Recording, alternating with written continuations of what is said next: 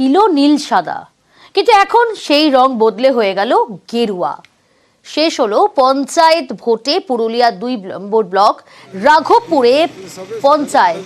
সেই পঞ্চায়েতের রং ছিল নীল সাদা, বিল্ডিং এর রং, আর এখন সেই নীল সাদা থেকে হয়ে গেল গেরুয়া। টেলিফোন লাইনে রয়েছে প্রতিনিধি ইন্দ্রজিৎ। ইন্দ্রজিৎ, ছিল তো নীল সাদা, কিন্তু গেরুয়া হলো, কারণটা কি?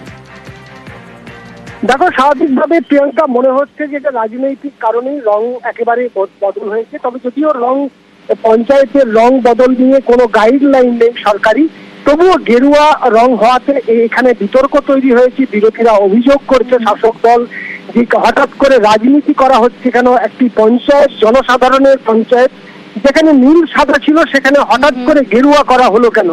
এতেই রাজনীতির রং দিচ্ছে একদিকে বিরোধীরা, অন্যদিকে একেবারে যারা এই শাসক বা যারা এই পঞ্চায়েত দখল নিয়েছে বিজেপি, তাদের বক্তব্য যে তারা এই রং করেছে এবং তাদের সিদ্ধান্ত অনুযায়ী করেছে। ফলে এই রং নিয়ে একটা বিতর্ক তৈরি হয়েছে এবং এই রং নিয়ে সাধারণ মানুষের অভিযোগ, ভিডিওর কাছে অভিযোগও জানানো হয়েছে। কি ব্যবস্থা নেওয়া হয় দেখা যাক।